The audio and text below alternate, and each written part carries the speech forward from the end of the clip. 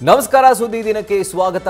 ನಾನು ರಾಹುಲ್ ದಯಾನ್. ಪ್ರಮುಖ ಸುದ್ದಿಗಳನ್ನ ನೋಡೋಕ್ಕೂ ಮುಂಚೆ ಈ ಕ್ಷಣದ ಹೆಡ್ಲೈನ್ಸ್. 50 ಶಾಸಕರಿಗೆ ತಲಾ 50 ಕೋಟಿ ರೂಪಾಯಿ ಆಪರೇಷನ್ ಕಮಲ ಆಫರ್. ಸಿದ್ದರಾಮಯ್ಯ ಆರೋಪಕ್ಕೆ ಸಿಡಿದೆದ್ದ ಕೇಸರಿ ಲೀಡರ್ಸ್.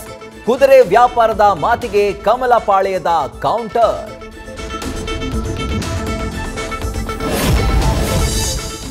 ಸರ್ವಸಂಗ ಪರಿತ್ಯಾಗಿ ಬಾಯಲ್ಲಿ ಅವಹೇಳನದ ಮಾತು. ಸಿಎಂ ಬಗ್ಗೆ ವಿಜಯಪುರದ ಮನಗೂಳಿ ಸ್ವಾಮೀಜಿ ಆಕ್ಷೇಪಾರ್ಹ ಹೇಳಿಕೆ. ಸಂಗನ ಬಸವ ಶ್ರೀ ವಿರುದ್ಧ ಸಿಡಿದೆದ್ದ ಹಸ್ತಪಡೆ.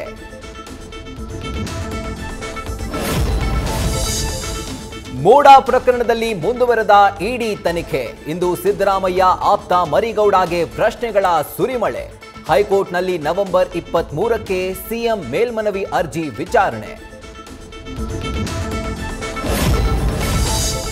ರಾಷ್ಟ್ರ ರಾಜಧಾನಿಯಲ್ಲಿ ಮಿತಿ ಮೀರಿದ ವಾಯು ಮಾಲಿನ್ಯ.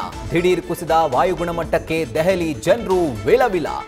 ಯಮುನೆಯ ಒಡಲು ತುಂಬಿದ ವಿಷಕಾರಿ ನೊರೆಯಿಂದ ರೋಗದ ಆತಂಕ.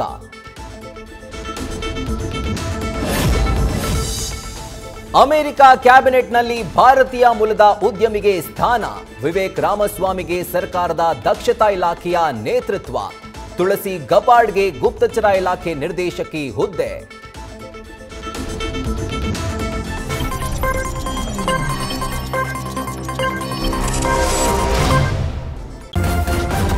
ನ್ಯೂಸ್ ಫಸ್ಟ್, ನಿರ್ಭೀತಿಯಿಂದ ನಿಮ್ಮ ಪರವಾಗಿ.